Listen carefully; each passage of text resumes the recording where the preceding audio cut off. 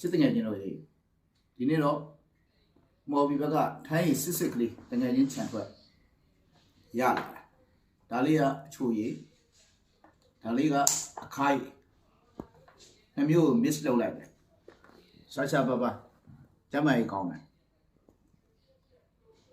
ကောင်းမှာကောင်းစပါကလင်တောက်နေရလို့ပဲချမ်းတုပ်လေးကိုယ်တိုင်လုပ်ထားတဲ့ပဲချမ်းတုပ်လေးနဲ့မောက်မှာဆိုငါတလောက်စစ်ကြော်လေးငါတလောက်စစ်ကြော်လေးနဲ့နင်းနေရတောက်